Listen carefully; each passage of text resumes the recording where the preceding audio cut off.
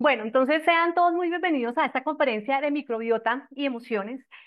Y bueno, creo que esta conferencia, sin haberla planeado tanto de esta manera, se acomoda muy bien a algo muy importante que se celebró hace 2 días, que precisamente fue el Día Mundial de la Lucha contra la Depresión. ¿Sí? Tenemos una imagen que, gracias al doctor David Quebradas, que ya lo veo por ahí conectado, un gran psicólogo colombiano que me compartió esta imagen y me pareció que fue demasiado importante el comenzar esta conferencia precisamente con esto, cómo la depresión es un trastorno de salud mental que realmente puede afectar a cualquier persona sin importar su edad, su género, su contexto, su condición social.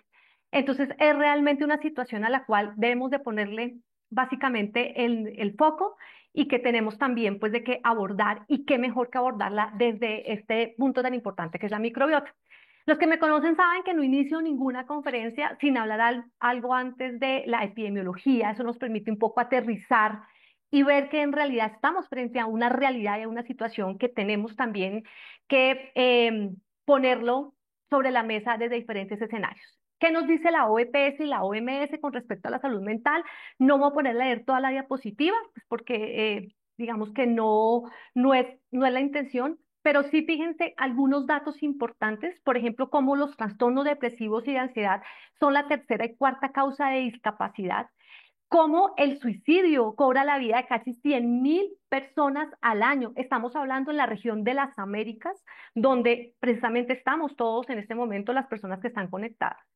Y cómo durante la pandemia del COVID-19 en 2020 los trastornos depresivos graves aumentaron en un 35% y los trastornos de ansiedad un 32%. Entonces, esto nos da básicamente un esquema que nos permite pues entender que estamos frente a una situación importante, que no son, que son cifras importantes. Y esta fue una cifra que también me llamó mucho la atención, que la encontré de la OMS de data de 10 de octubre del 2024, o sea, está muy reciente y son datos y cifras relacionados con los adolescentes. Fíjense esto, 1 de cada 7 jóvenes entre 10 y 19 años padece algún tipo de trastorno mental. La depresión, la ansiedad y los trastornos de comportamiento se encuentran entre las principales causas de enfermedad y discapacidad de los adolescentes. Y fíjense esta cifra que me llamó demasiado la atención. El suicidio es la tercera causa de defunción en las personas de 15 a 29 años. Entonces, ¿qué quiere decir esto? Pues que hay un problema de salud pública, un problema de salud mental. Y miren que, devolviéndome un poco en la data del año 2018, esta era la carga también de problemas de salud mental en la región de las Américas dada por la OEPS. Es decir, que la situación no ha mejorado. Es decir, que la situación sigue siendo la misma. Depresión, trastornos de ansiedad, trastornos del dolor son las tres principales causas de carga bien importante de salud en las Américas. Ahora, fíjense que hay una empresa que se llama Ipsos, que es una empresa líder en investigación de mercados en el mundo, y ellos se encargan como un poco también de ver la percepción un poco de las personas con respecto a las enfermedades. Hacen una encuesta entre 23.667 personas adultas menores de 75 años en 31 países entre julio y agosto del año 2024, o sea, súper reciente. Y les preguntan a ellos, pensando en términos generales, ¿cuáles de los siguientes, si corresponde, considera que son los mayores problemas de salud que enfrenta la gente en su país hoy en día? Fíjense que estamos hablando en un contexto de 31 países. Y fíjense, este fue el resultado de esa encuesta. Básicamente, en términos de porcentaje, más o menos, el 45% de las personas considera que la salud mental está en primer lugar. En segundo lugar está el cáncer. En tercer lugar está el estrés. ¿Sí? Entonces, básicamente aquí que me gusta pensar cuando muestro esta diapositiva, y es que hay que también hacer parte a la gente de su propia percepción. Y la percepción de las personas en general es que hay problemas de salud mental muy importantes, ¿sí? Y que fíjense que como el COVID, el coronavirus en general, ya pues ha cobrado menos importancia, la gente ya no percibe el coronavirus como un problema de salud. Entonces, Habiéndonos contextualizado en esto, pues quiero comenzar esta conferencia con esta frase que seguro ustedes ya la han escuchado, y es: toda enfermedad comienza en el intestino. Fue una frase que fue dicha por Hipócrates en el año 460 antes de Cristo. Y básicamente, ¿qué nos lleva? Fíjense, estamos hablando de muchísimos años, o sea, más de 2500 años atrás, y que nos permite entender cómo el intestino es un órgano que puede básicamente enfermar a todo el resto del cuerpo, o también puede darle solución a muchas enfermedades del cuerpo. Y básicamente el primer enfoque es verlo de esta manera: cómo la medicina, cómo la nutrición a través de la microbiota hoy día, pues puede permitirnos entender que ese equilibrio entre el eje cerebro-intestino básicamente nos permite entender esa estrecha relación que hay de estos tres órganos con todo nuestro sistema. Entonces me encanta pensar que hoy día, pues realmente estamos frente a este tema maravilloso que es la microbiota y la salud mental, y que pues tenemos que contextualizarnos en esto. Entonces voy a empezar básicamente primero por hablar de unas generalidades, unos fundamentos básicos en microbiota, que es muy importante para darle continuidad a esta conferencia. En los términos, cuando hablamos básicamente de microbiota y microbioma, normalmente se confunden, parecen sinónimos, pero en realidad no lo son. La microbiota básicamente nos describe esos diferentes microorganismos que están presentes en el medio estudiado desde un punto de vista, digamos, de géneros y de especies, mientras que el microbioma define básicamente el genoma de esos microorganismos, e incluso, digamos, otros elementos estructurales como son, por ejemplo, el ARN, las moléculas de señalización, el entorno. Y esto básicamente se hace que con el objetivo de comprender mejor cuál es su actividad y cuáles son sus funciones. Entonces son dos términos eh, que normalmente se confunden, no son iguales, pero para efectos de esta conferencia vamos a hablar de microbiota, ¿vale? Esta es una cifra que también es importante que la tengamos en cuenta, y es que los seres humanos tenemos más o menos de 7 a 9 veces mayor número de bacterias que células propias en nuestro cuerpo. O sea, básicamente eso nos da la idea y nos da la percepción y nos permite entender que estamos colonizados por bacterias. No me voy a extender mucho en esta diapositiva porque aquí me quedaría bastante tiempo hablando acerca de las funciones de la microbiota, y que cada día son más, y las razones por las cuales hoy se considera que la microbiota es básicamente un órgano más. Pero sí quiero, digamos, que entendamos que la microbiota cumple básicamente cuatro funciones importantes. Desde el punto de vista metabólico, entender cómo esas bacterias fermentan los carbohidratos de esa fibra, y eso conduce a la formación de esos ácidos grasos de cadena corta, como son el acetato, el propionato, el butirato, que son absorbidos por el colon. Y básicamente la función de estos ácidos grasos, entre muchas otras funciones, es tener un efecto antiinflamatorio y tener un efecto también de combustible, especialmente el butirato, para los colonocitos. También, fíjense que pertenece, digamos que tiene una función muy importante desde el punto de vista de la síntesis de vitamina K y del complejo B. Otra función muy importante es la función protectora, que básicamente se enfoca a que la microbiota protege contra la invasión de patógenos mediante muchos mecanismos, que son mecanismos, por ejemplo, de competición por el sitio de unión y los nutrientes esenciales.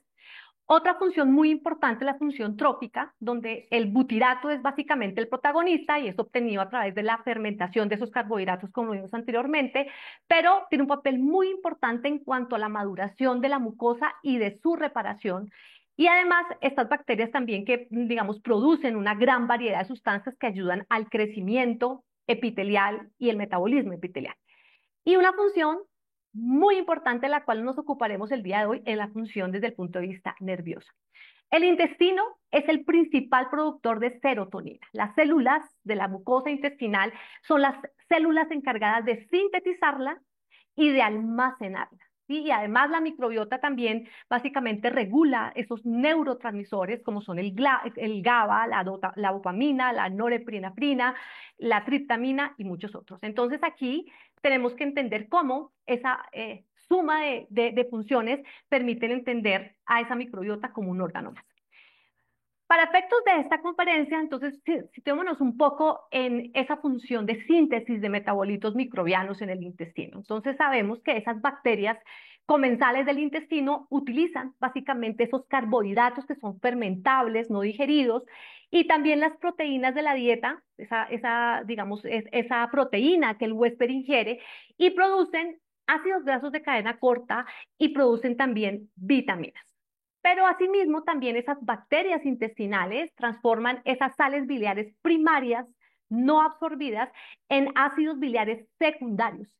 Y todos estos metabolitos en conjunto, ¿qué hacen? Modulan las funciones fisiológicas del huésped y proporcionan inmensas funciones y beneficios para la salud.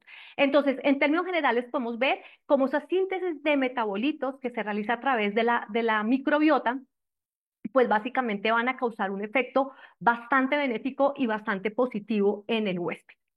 Ahora, ¿qué influye en la microbiota intestinal en el ciclo de la vida? Y esta es digamos, para los que queremos aprender más de microbiota, esta es una primera gran invitación.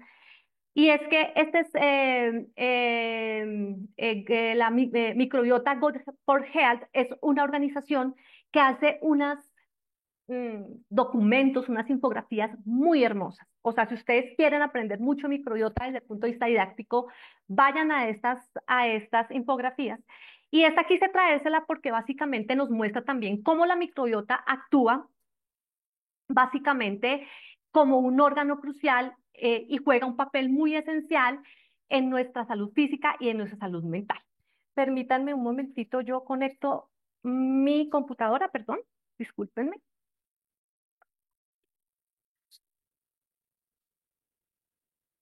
Mil disculpas, que no se me, no la conecté. Por favor. Ya, listo. Entonces, ¿qué nos muestra esta infografía? Entonces, que existen unos factores claves que impactan el desarrollo de la microbiota intestinal según la etapa de la vida. Entonces, primero veamos cómo, por ejemplo, el modo de parto, los bebés nacidos por vía vaginal adquieren unas bacterias de la madre que enriquecen básicamente la diversidad de su microbiota versus, por ejemplo, los niños que son nacidos por cesárea. Sin embargo, por ejemplo, se dice que la lactancia materna podría mediar y reducir un poco esas diferencias. Segundo, el tipo de alimentación, ¿sí? Los lactantes que son amamantados desarrollan un microbioma mucho más rico, por ejemplo, en bifidobacterias, en lactobacilos, gracias a esos componentes que son muy importantes, que son únicos en la leche materna, que promueven la salud inmunológica, que reducen esos riesgos de enfermedades crónicas y un momento muy importante en la vida de un bebé, de un lactante, es también la introducción, el momento de introducción de los alimentos sólidos. Esta etapa, digamos, aumenta un poco la diversidad y aumenta un poco también la diversidad, la madurez del microbioma, incrementando algunas bacterias como los firmicutes y los bacteroidetes. El uso de antibióticos, que de los cuales siempre hemos hablado, especialmente en la infancia, por ejemplo, los antibióticos pueden llegar a alterar y un poco a retrasar esa maduración de la microbiota. Los estilos de vida, factores como por ejemplo la higiene, la actividad física, los niveles de estrés, moldean claramente esa microbiota y el tipo de dieta también. Por ejemplo, se sabe que una dieta rica en fibra, baja en grasas y azúcares contribuye de una manera muy importante a ese microbioma saludable que se puede estar formando desde los niños hasta los adultos. Las condiciones de vida, claramente esas diferencias entre los entornos urbanos y rurales, la ubicación geográfica, todo esto impacta la diversidad de la microbiota y todo esto está influenciado también por los hábitos alimentarios de cada región, propios de cada región y el medio ambiente. Y finalmente también el envejecimiento, ¿no? Entonces sabemos que las personas mayores suelen tener una microbiota menos diversa, con menos cantidad de bacterias beneficiosas debido a muchos cambios fisiológicos de dieta. En el sistema inmunológico también existen muchas situaciones relacionadas con la inmunosenescencia y todo eso también puede impactar la microbiota. Pero básicamente, ¿qué les quiero mostrar con esta infografía? Desde el nacimiento cada experiencia que se vive, desde el tipo de parto hacia los alimentos que consumimos, los medicamentos, las situaciones particulares que tenemos cada uno de nosotros, va dejando esa huella única de ese ecosistema que es único y por eso decimos que la microbiota intestinal es como una huella dactilar, es una huella digital. Cada uno de nosotros tiene esa huella particular que está marcada por diferentes situaciones de la vida.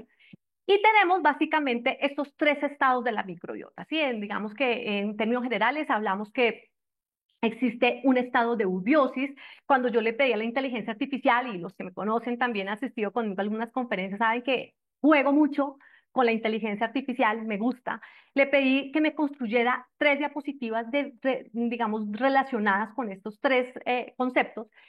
Y la eubiosis básicamente se refiere a ese equilibrio en la microbiota. O sea, si se dan cuenta, es una microbiota tranquila, en homeostasis, en paz, ¿cierto? Versus una microbiota en eubiosis, uno ve, se observa ese cambio tan importante que hay en la composición de esas comunidades bacteriales comensales habituales. Y la rebiosis, que finalmente es el gran objetivo terapéutico, que es el restablecimiento de esa comunidad bacteriana dañada, y a eso es a lo que tenemos que apostarle hoy día. Entonces, eh, ¿qué básicamente es la eubiosis? Y quiero, digamos, que lo entendamos desde el punto de vista un poco más fisiológico. Y es que estas células epiteliales, normalmente tenemos un epitelio, ¿cierto? Que esta es una foto que es perfecta. Estas células epiteliales producen esos péptidos antimicrobianos que básicamente son secretados por esas células y por los leucocitos, que son los macrófagos y los neutrófilos. Las bacterias intestinales regulan básicamente la secreción de la mucosa, ¿cierto? Entonces ahí ustedes ven en la diapositiva una telita muy gruesa que se llama mucin o mucosa. Entonces las bacterias intestinales regulan esa secreción de esa mucosa, permiten esa producción de esos péptidos antimicrobianos y mejoran la integridad de la barrera intestinal mediante esa producción de esos ácidos grasos de cadena corta. Estas células caliciformes, ustedes ven aquí en todo el borde, producen ese moco para precisamente restringir la invasión de los patógenos. Las células linfoides, que son las células TH17, que desempeñan un papel de defensa muy importante al producir esas interleuquinas 22, que junto con la inmunoglobulina A son esa primera línea de defensa que luchan precisamente contra las infecciones. Entonces, cuando tenemos un estado de eubiosis, todo esto sucede de una manera perfecta, ¿sí? Pero ¿qué pasa? Que cuando estamos en un estado de disbiosis, hay cambios muy importantes en esta composición de estas comunidades que son benéficas, habituales, y básicamente se dice que existen tres tipos de disbiosis que pueden estar o en forma aislada o en forma concomitante. Primero, hay una disminución de las bacterias benéficas. Segundo, hay una expansión de los patobiontes. Y tercero, hay una pérdida de la diversidad. Puede ser uno, pueden ser dos, pueden ser tres, pero usualmente lo que vemos en estados de disbiosis es que se presentan las tres de una manera simultánea. ¿Y qué pasa? O sea, ¿cómo llegamos a esos estados de disbiosis? Y por eso es que en realidad es importante también entender que la disbiosis se presenta por muchas situaciones. Hábitos de vida poco saludables, ¿sí? Ese estilo de vida deficiente por una dieta desequilibrada, por sedentarismo, por ingesta crónica de medicamentos que no tiene que ser necesariamente antibióticos. Cualquier uso de medicamento crónico puede estar causándole una disbiosis a la persona, la falta de sueño, el estrés fisiológico y el estrés psicológico, que son dos situaciones diferentes. Cualquier tipo de estrés puede estar causando disbiosis y pues claramente que todo esto en suma o una de ellas puede producir un estado de inflamación y todo esto contribuye a ese desarrollo de la enfermedad a largo plazo. Entonces, ya entendiendo esa contextualización muy básica y solamente es básicamente como esos ejes fundamentales del concepto de microbiota, quiero que hablemos entonces a partir de este momento de ese eje intestino-cerebro. Cuando hablamos de esos ejes de la microbiota, se hace referencia a esas interacciones que son bidireccionales entre la microbiota, ¿sí? Y diferentes órganos de nuestro cuerpo, ¿sí? Esos ejes son, digamos, se pueden denominar como esas rutas de comunicación dentro de los cuales hoy pues nos ocupa ese eje intestino-cerebro, pero podríamos hablar del eje intestino-corazón, del eje intestino-pulmón, del eje intestino-músculo, y digamos que cuando hablamos de ese eje intestino-cerebro, es esa red de comunicación bidireccional entre el intestino, entre el cerebro, donde el intestino envía mensajes al cerebro y viceversa. Este eje intestino-cerebro comprende varias vías de comunicación que básicamente son estas. Entonces, otro sitio que les voy a recomendar, súper importante para que consulten, entonces es Microbiota Gut Health, que es súper importante, ISAP, que también. Y aquí, esta fue una adaptación que se hizo de una infografía, donde, miren, tan lindo, grafican esas cuatro vías, ¿cierto? Entonces, la primera es una vía neuronal donde involucra el sistema nervioso vago y el sistema entérico, donde ellos dicen, si ustedes se dan cuenta, el número uno, ¿qué hace? Actúa como un teléfono móvil. Permite una comunicación rápida, una comunicación directa entre el intestino y el cerebro. Recordemos de una manera muy general el nervio vago, décimo par craneal, que se extiende desde el cerebro hasta el abdomen, es como una autopista, literalmente, y donde, digamos, el nervio vago es el responsable de regular muchas de las funciones de los órganos internos, como son la digestión, la frecuencia cardíaca, la frecuencia respiratoria, y el nervio vago está compuesto por muchas neuronas, neuronas eferentes, aferentes, transporta señales motoras entre el cerebro, entre los órganos, y donde están incluidas muchas células intestinales que también están un poco sujetas a la influencia de esa microbiota intestinal. Entonces, la primera vía es la vía neuronal, supremamente importante. Segunda vía, la vía endocrina. Esta vía incluye ¿qué? Hormonas, donde, por ejemplo, el cortisol es su gran protagonista, y actúan, si ustedes se dan cuenta, el número dos, como un correo, dicen ellos, como un correo electrónico postal, ¿sí? Permite una comunicación importante, pero mucho más lenta entre el intestino y entre el cerebro. Cada vez hay muchas más pruebas de ese concepto, de esa comunicación bidireccional entre el sistema neuroendocrino y la microbiota intestinal, y cómo la alteración de sus sistemas se han asociado con trastornos, por ejemplo, como la depresión, el síndrome de intestino irritable. Tercera vía, vía inmune. Entonces, esta que incluye todas las, digamos, todas esas sustancias producidas por las células inmunes, como son las citoquinas, y ellas actúan, si se dan cuenta, como una señal de alarma. ¿Sí? Ahí está como un reloj despertador. ¿Sí? Entonces, eso básicamente de esa manera se grafica. Y el cuarto, los metabolitos y los neurotransmisiones. Aquí, por ejemplo, se dice cómo nuestros microbios intestinales son producidos por muchos metabolitos y los neurotransmisores son antiinflamatorios, por ejemplo, en ese caso, el butirato, que tiene una influencia benéfica sobre la salud mental, y, por ejemplo, la serotonina también la tiene. Entonces, aquí podemos entender que el cerebro recluta básicamente esos mismos mecanismos para influir en esa composición de la microbiota intestinal. Por ejemplo, en condiciones de estrés. Entonces, eso es lo que nos muestra esta gráfica, el hipotálamo, ese eje hipotálamo-hipófisis, el eje suprarrenal regula esa secreción de cortisol.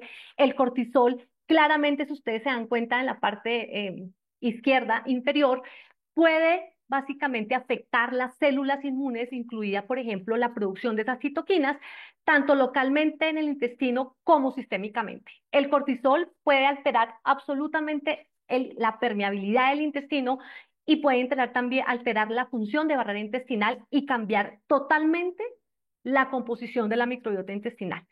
Y por otro lado, entonces la microbiota intestinal y esos posibles, por ejemplo, estrategias terapéuticas como son los probióticos, pueden alterar de una manera positiva los niveles de esas citoquinas circulantes, y todo esto puede tener una función muy positiva y muy marcada también sobre la función cerebral. Entonces, todo actúa de una manera muy conjunta, y todo esto, digamos que es la base para lo que podemos entender desde el punto de vista de la microbiota y la salud mental. Ahora, datos importantes que no se nos pueden olvidar. El sistema nervioso entérico, básicamente lo que denominamos como el segundo cerebro. Ustedes seguramente lo han escuchado de esa manera. Ese sistema nervioso entérico como el sistema nervioso propio del intestino. Está compuesto por una red de neuronas que lo que hace es como tapizar esas paredes del tracto gastrointestinal y controlar muchas actividades, actividades sensoriales, actividades motoras, actividades secretoras. Así también, por ejemplo, regula muchas de las defensas inmunitarias del aparato digestivo. Entonces, el sistema nervioso del intestino contiene más o menos 100 millones de neuronas, y es muy parecido al cerebro, básicamente por su funcionalidad, por su complejidad y también, pues, digamos, desde el punto de vista funcional, relacionado con los neurotransmisores y las moléculas señalizadas. ¿Cuáles son esos neurotransmisores entonces importantes?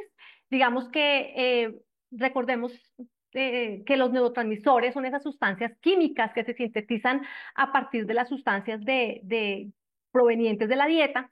Entonces, desde el punto de vista de la salud mental, los principales neurotransmisores son los de la familia de las monoaminas. Aquí están la serotonina, la dopamina, la noradrenalina. También está la acetilcolina y los de la familia de los aminoácidos, como son el GABA y el ácido, que es el ácido gamma aminobutírico y el glutamato. Bueno, entonces, vamos a hablar un poco y solamente de una manera muy, muy general acerca de la microbiota de la serotonina. Primero que todo, entender la serotonina, como también es conocida como la hormona de la felicidad, y digamos que es un importante neurotransmisor en el sistema nervioso central y el sistema nervioso entérico. Hay una subdivisión, digamos, del sistema nervioso autónomo que se encarga básicamente de controlar directamente el aparato digestivo y es precisamente ese sistema nervioso entérico del que hablamos anteriormente. El 95% de la serotonina se produce en el intestino. Entonces, es importantísimo entender cómo esta hormona es un importante neurotransmisor de ese eje cerebro-intestino, ¿sí? En el intestino, la serotonina regula los movimientos intestinales, regula la secreción de moco, las enzimas y las hormonas. Principalmente, digamos que esas son como las funciones principales del intestino. Y dentro del sistema nervioso central, ella se encarga de modular básicamente el estado de ánimo, la cognición y el sueño. La serotonina también regula muchos otros aspectos diversos de la conducta social, la alimentación, la atención, la ansiedad. Se dice también, por ejemplo, que hay una implicación de la serotonina en los ritmos circadianos y en la conducta sexual. Y las bacterias intestinales entonces producen esos ácidos grasos de cadena corta y ellos estimulan directamente la producción de la serotonina. Entonces, de este modo, para mantener esos niveles de serotonina adecuados, es pues básico y es esencial cuidar la microbiota. La pérdida, cuando hay esa pérdida, ese equilibrio de las bacterias intestinales, que ya sabemos que se denomina disbiosis, pues esto tiene un efecto y es alterar ese diálogo entre la microbiota y el resto de los sistemas, porque básicamente ese desequilibrio pues resulta en una cantidad de problemas, como problemas digestivos, como alergias, como problemas en la salud mental, y pues claramente todo esto tiene una implicación también bidireccional. Entonces, en conclusión, fíjense, esto me pareció tan lindo porque es la mejor manera de denominar esos caminos directos para la comunicación. El nervio vago es esa conexión física entre el cerebro y el intestino. El sistema inmunológico son las raíces firmes en el tracto gastrointestinal. El sistema neuroendocrino son esas hormonas intestinales y la regulación del bienestar. Las neurotransmisores y los metabolistas, pues básicamente son el GABA, la serotonina, el triptófano, la dopamina y los ácidos grasos de cadena corta. Y la microbiota es esa conexión física también entre el cerebro y el intestino. Entonces tenemos esos caminos maravillosos de comunicación.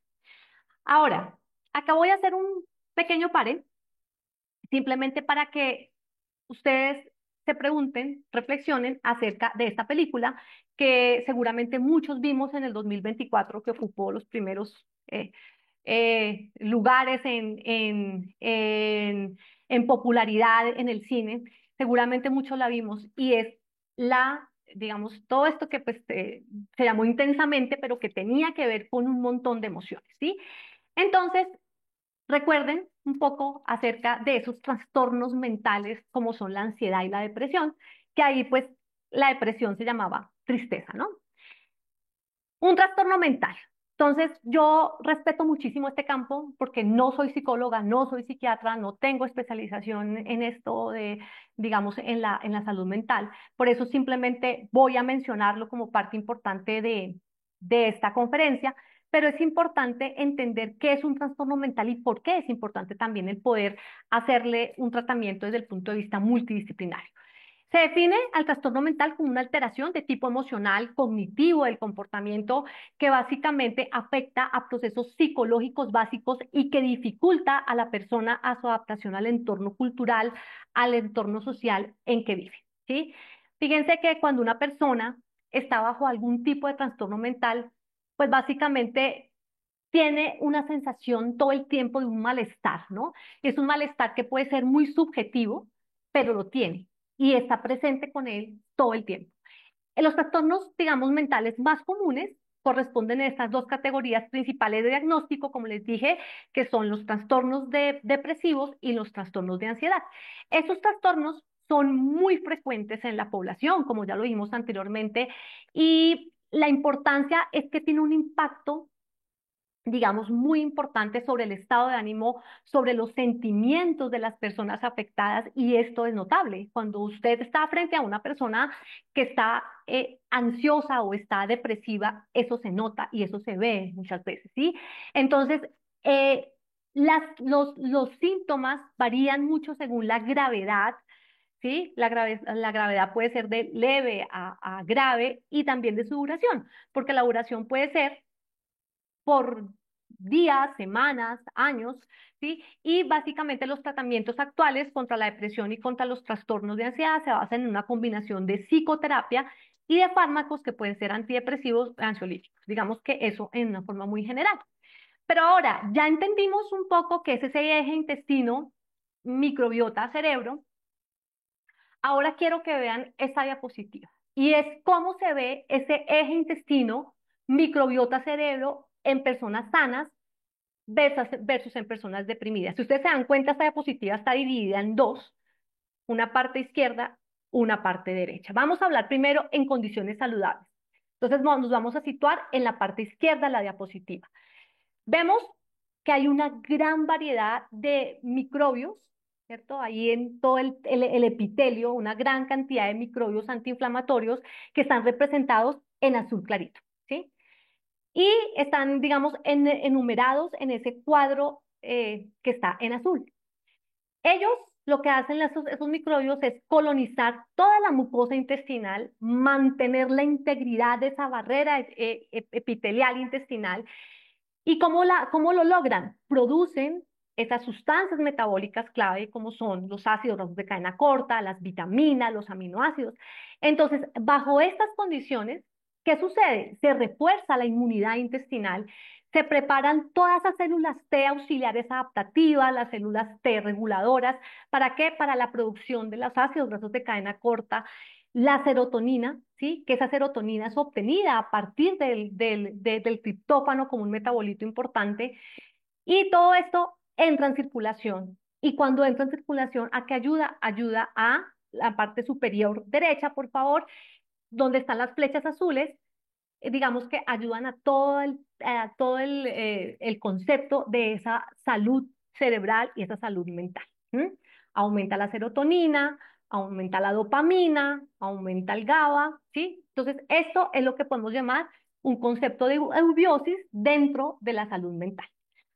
Parte derecha de la diapositiva. Pacientes deprimidos.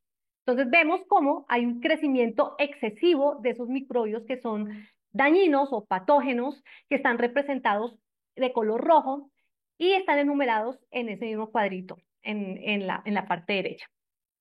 ¿Ellos qué hacen? Entonces ellos crean una condición de disbiosis que, como lo vimos anteriormente, está caracterizada por una inflamación intestinal, por una permeabilidad intestinal. La inmunidad intestinal está totalmente comprometida, el metabolismo del triptófano está bloqueado, ¿sí? Entonces, si no se produce triptófano, pues no vamos a producir serotonina. Hay más bacterias, digamos, patógenas que comensales, y empiezan a producir todos esos componentes, esas endotoxinas metabólicas como son los lipopolisacáridos y otro tipo de moléculas que son inflamatorias, como son las interleuquinas 6, el factor de necrosis tumoral, y todo esto entra en circulación, altera todo el sistema hormonal, altera todo el sistema neuronal, induce a la neuroinflamación, altera también los neurotransmisores, como lo vemos en la parte superior derecha, ¿Y qué sucede? Que todas esas señales hormonales están alteradas en el cerebro, modifican los niveles de cortisol y perjudican el funcionamiento del sistema inmunológico. Entonces, acá esta diapositiva me parece que es muy clara y esto vamos a ampliarlo. Esto podemos hablar de ese eje intestino en personas con ansiedad, en personas, por ejemplo, con enfermedades neurodegenerativas. Cuando uno ve esto, pues también cambia de una manera muy importante en diferentes situaciones clínicas. Ahora, mencioné algo muy importante y es la permeabilidad intestinal, ¿sí? Entonces, quiero hablar simplemente para que ese término quede muy bien fijado entre ustedes, la importancia de la disbiosis y la permeabilidad intestinal en la barrera intestinal en todo tipo de enfermedades. ¿Qué sucede? El intestino básicamente representa esa puerta de entrada a través de la cual hay muchos factores que pueden llegar a desencadenar la inflamación sistémica y el daño tisular están presentes. Entonces, una cantidad de situaciones ustedes ven en la parte superior, situaciones de tipo genético, situaciones de tipo alimentario, la polución, el uso de medicamentos, el alcohol, ¿sí? Entonces, cuando todos ellos o uno de ellos está presente, ¿qué sucede? Que permiten que esos lipopolisacáridos trasloquen a la circulación, activen esos receptores tipo TOL4, ¿sí? Que son esos componentes del sistema inmunológico innato que se encargan de reconocer esas moléculas derivadas de los patógenos y desencadenar esas respuestas inflamatorias. Hay ruptura de esas uniones estrechas y aquí es el principal problema. Si ustedes se dan cuenta, dentro del epitelio hay unas uniones estrechas, unas uniones apretadas, sí, que son como unas cremalleras, como unos sellos. Entonces, ellos se rompen y recordemos que cuando se rompen, pues hay un problema grandísimo, porque la principal función de estas uniones estrechas es evitar que ese contenido intestinal no deseado, que ese contenido intestinal peligroso no trasloque y no pase, ¿sí? Como las proteínas no digeridas, las toxinas bacterianas. Entonces, las uniones estrechas permiten, digamos, o evitan más bien que se filtren todas esas sustancias a través de esta pared intestinal y que entren al torrente sanguíneo. Entonces, al estar rotas, básicamente traslocan todas estas sustancias. Esa barrera vascular también intestinal está deteriorada y esto da como resultado el incremento de los lipopolisacáridos, que son las principales endotoxinas, digamos, que producen inflamación. Se activa toda esa respuesta inflamatoria, se producen una gran cantidad de citoquinas proinflamatorias, se desencadena esa inflamación sistémica, ese daño tisular, y todo esto resulta que en enfermedades de tipo neurológico, metabólico, hepático, ¿sí? Y digamos que todo esto está relacionado con el desarrollo de múltiples enfermedades. Entonces es una teoría, digamos, bastante firme, con una gran evidencia científica, a lo cual se le ha atribuido también este gran término con el cual tenemos que familiarizarnos, que es el leaky gut y es el famoso intestino conjugado. Ese es el principal problema. Ahora, si ya estamos un poco hablando del problema, pues empecemos a hablar también de cuáles son las soluciones. Entonces, cada vez también hay más evidencia con respecto a esa interrelación tan estrecha que tiene la dieta con la microbiota intestinal y cómo hay una influencia muy positiva dentro, digamos, de la alimentación, en ese comportamiento emocional, en esos procesos neurológicos, ya que la microbiota intestinal, digamos, o se ve favorecida o se ve alterada por la dieta. Y esos son dos factores que sí o sí están absolutamente relacionados. Entonces vemos cómo las bacterias intestinales pueden afectar la fisiología, pueden afectar la inflamación de ese sistema nervioso central, que ambos se comunican, como ya lo dijimos, a través de esa red bidireccional que es el eje intestino-cerebro, y esta, digamos, a través de todas sus múltiples conexiones, pues digamos, pueden causar unos efectos o positivos o negativos. En esta diapositiva, ¿qué vemos?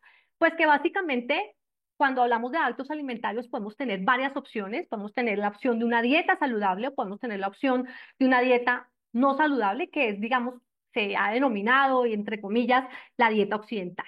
Entonces, cada una de ellas nos va a dar unos nutrientes, ¿cierto? Por ejemplo, si hablamos de una dieta saludable, nos va a dar vitaminas, minerales, omega 3, fitoquímicos, versus que una dieta occidental nos van a dar más alimentos que producen inflamación. Entonces, esto nos va a causar más o menos depresión o ansiedad. Todo esto, como les decía anteriormente, conectados de una manera muy, muy, muy fuerte con ese sistema nervioso autónomo que puede llegar a producir, digamos, más neuroinflamación, más alocación y cómo, digamos que a través de la dieta y a esa modulación de la dieta, por ejemplo, como el promover más consumo de fibra, de omega 3, de tener un mejor equilibrio de los macronutrientes, fitoquímicos, prebióticos, probióticos, de lo que ya vamos a hablar ahora un poco más adelante, va a lograr que esa microbiota esté mucho más modulada, mucho más estable, podamos llegar a esos estados de rebiosis y, digamos, todo esto en la intercomunicación que hay, lograr una respuesta positiva en disminuir situaciones como la depresión y la ansiedad. Esta es una de las diapositivas que más me gustan y en realidad me gustan porque explican perfectamente qué es lo que sucede, esa interacción tan estrecha entre la microbiota, la dieta y el cerebro. Puede parecer una diapositiva un poco compleja y cuando uno la ve de frente uno dice, "Oh, qué cantidad de cosas", pero en realidad es todo lo que sucede entre esa interacción.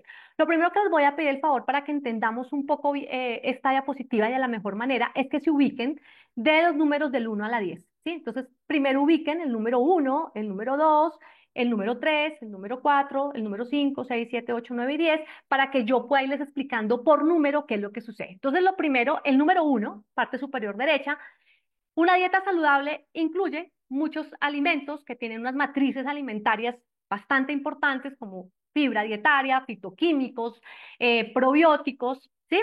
Entonces, ese es el número 1, que es como el ideal. Vamos al número 2. Esto, digamos, da como resultado el crecimiento de bacterias beneficiosas, bacterias benéficas, la producción de estas moléculas que se denominan moléculas neuroactivas y todos esos metabolitos que promueven la salud, como los ácidos grasos de cadena corta.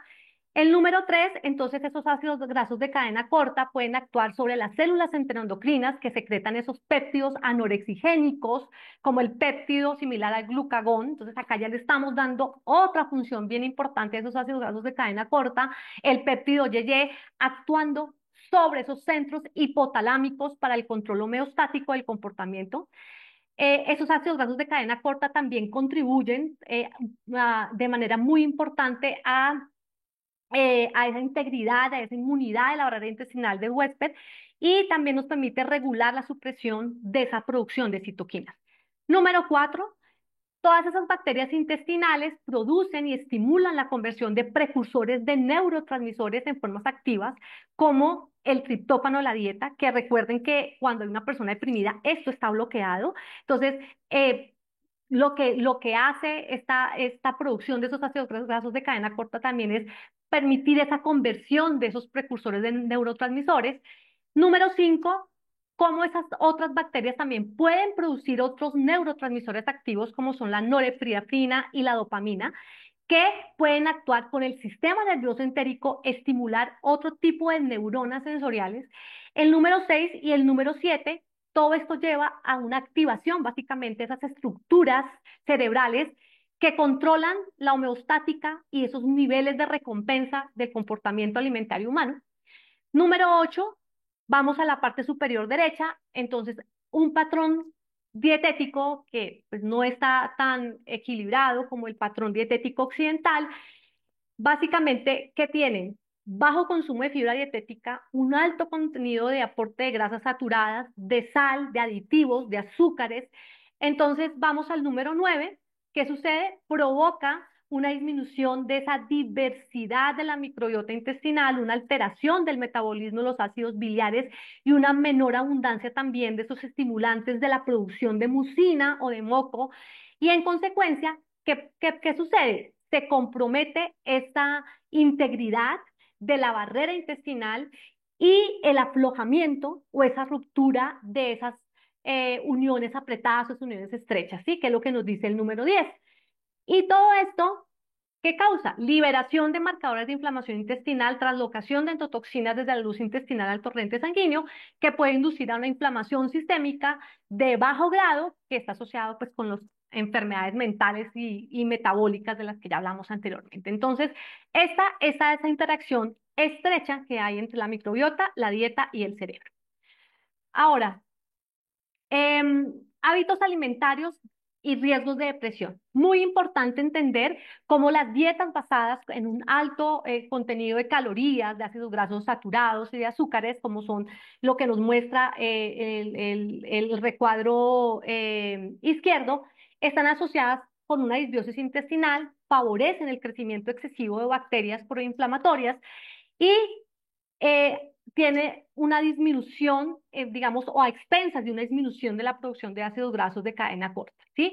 Todo esto desencadena que un estado proinflamatorio que afecta la permeabilidad intestinal y el estrés oxidativo sistémico sostenido y digamos que todo esto tiene un impacto muy importante sobre la disminución de la neurogénesis y la salud del cerebro, ¿sí? Y así vemos viendo, por el contrario, por ejemplo, como la dieta vegetariana, la dieta cetogénica, la dieta mediterránea, son inversamente, digamos, o digamos, se correlacionan de manera inversa con el riesgo de depresión porque promueven la eubiosis, aumentan los niveles de factor neurotrófico derivado del cerebro y también algunos neurotransmisores como GABA, ¿sí? Entonces reducen la inflamación y reducen el estrés oxidativo. Entonces, esta diapositiva, que podríamos hablar específicamente cada una de ellas, y eso lo vamos a hacer en nuestro curso de microbiota y emociones, básicamente nos permite entender que, digamos, hay una gran cantidad de beneficio cuando ajustamos esos nutrientes, básicamente, de cada uno de los patrones de alimentación y nos puede dar, digamos, como resultado una mejor salud mental y una disminución de los trastornos de depresión. Esto simplemente para contarles que pues, la composición de la microbiota también está directamente influenciada por los nutrientes que consumimos y que la microbiota puede responder de diversas maneras a diferentes, digamos, componentes de la dieta, incluidos los carbohidratos, las proteínas, las grasas, la fibra, los prebióticos y los polifenoles y los fitoquímicos. Todo esto, digamos que en suma, nos permite entender que cada uno de estos nutrientes que ustedes ven acá tienen un efecto positivo o negativo, ¿cierto?, sobre la microbiota intestinal y que básicamente cuando uno está frente a un paciente, podría uno hacer esos cambios estratégicos, como esas estrategias terapéuticas, para poder lograr esos objetivos de una manera mucho más fácil. Esta es una, digamos, ya vamos finalizando un poco, pero cuando le pedí a mi inteligencia artificial que me mostrara exactamente una diapositiva que nos permitiera integrar esos metabolitos, ¿cierto?, de los alimentos y sus asociaciones con la microbiota, me mostró esta imagen. Y creo que es una imagen en realidad, digamos que nos muestra cómo esos ácidos grasos de cadena corta, los polifenoles y el triptófano, las fuentes de comida de cada uno de ellos, esa asociación, digamos, con la microbiota, permite permitiría tener una regulación muy importante esa microbiota intestinal y poder lograr también esos objetivos que queremos. Entonces, una alimentación variada, una alimentación que nos permita tener alimentos ricos en fibra, alimentos ricos en frutas, alimentos ricos en proteínas, seguramente nos va a causar y va a tener un efecto bastante importante. Ahora, esto se los voy a dejar como también una campaña un poco de expectativa para nuestro curso porque vamos a hablar bastante de esto, pero este es un artículo que se acaba de publicar a finales del año pasado acerca de los alimentos fermentados y cómo aprovechar ese potencial de los alimentos fermentados para modular el eje microbiota intestino-cerebro en beneficio de la salud mental. Realmente cuando leemos este artículo es un artículo fascinante. ¿Qué nos dice? Pues los alimentos fermentados son diversos en su preparación, en su categoría de sustrato, en su tipo de fermentación. Esto puede influir de manera muy positiva en la microbiota, en la composición molecular de los alimentos fermentados y todos los componentes, digamos, influyen en esa intercomunicación bidireccional entre el intestino y el cerebro. Esto, ¿qué hace? Pues una modulación o resulta en una modulación positiva de la barrera intestinal, de la barrera hematoencefálica, el sistema inmunológico, el sistema nervioso y todo esto, pues digamos que en suma se encarga de poder optimizar ese intestino y la salud general de ese intestino junto con el cerebro. Entonces es hermoso un poco, digamos, el revisar cómo a través de los alimentos podemos lograr, de los alimentos fermentados, podemos lograr que esos metabolitos puedan formar parte de esos neurotransmisores, neuroactivos, neuromoduladores, los que se producen a través de los alimentos fermentados, cómo se puede estimular esas vías de conexión de ese eje intestino microbiota cerebro y cómo esos alimentos fermentados pueden dar lugar a la producción de esos metabolitos microbianos para regular la permeabilidad de la barrera intestinal y la barrera hematoencefálica. Es maravilloso, además, ¿por qué? Porque los alimentos fermentados se pueden hacer en casa, ¿sí? Y eso es una de las labores más importantes, así como los almidones resistentes que tenemos como profesionales de la salud, y es educar a nuestros pacientes en bien de que todo eso se puede llevar a cabo. Y ya para terminar, entonces, no puedo pasar por acá sin hablarles un poco acerca de ese poder de los psicobióticos en depresión, ¿cierto? Estos son artículos, si ustedes se dan cuenta, todos muy recientes, 2024, cómo se definen esos psicobióticos, cómo hay unas funciones muy específicas de esos psicobióticos en la depresión, en la ansiedad, en la reducción de estrés oxidativo, en la regulación de la respuesta inmunológica, en la síntesis de citoquinas antiinflamatorias, en el equilibrio del metabolismo de los neurotransmisores y cómo cada vez hay más evidencia científica con respecto a cuáles son esas cepas que, por ejemplo, se podrían tratar en depresión y ansiedad. Esto es solamente un ejemplo y esto también se los dejo para poder abrir un poco este curso de microbiota y emociones, porque hay muchísimo literatura y mucho que hablar acerca de esto, pero ya, digamos, pasamos de los probióticos a los psicobióticos y ya cada vez hay más evidencia fuerte y robusta con respecto a eso. Entonces, ya para terminar, esto era una manera muy general de hablar acerca de este mundo maravilloso de la microbiota de las emociones. Quiero contarles que en este curso que vamos a hacer de microbiota y emociones, voy a hablar de neuroinflamación, de permeabilidad intestinal y de enfermedades neurodegenerativas. Vamos a hablar acerca de ese eje intestino-cerebro y su relación con las enfermedades metabólicas, intestinales y mentales. Vamos a hablar de microbiota y función mitocondrial, de ritmos circadianos, cómo hay una influencia muy importante acerca de nutrientes en la salud inmunológica, salud mental, de polifenoles y alimentos fermentados como decisiones nutricionales de primera línea. Y ya hoy día tenemos que hablar de la dieta psicobiótica y cómo pasamos de los probióticos a los psicobióticos y sus usos en diferentes situaciones clínicas desde el punto de vista mental.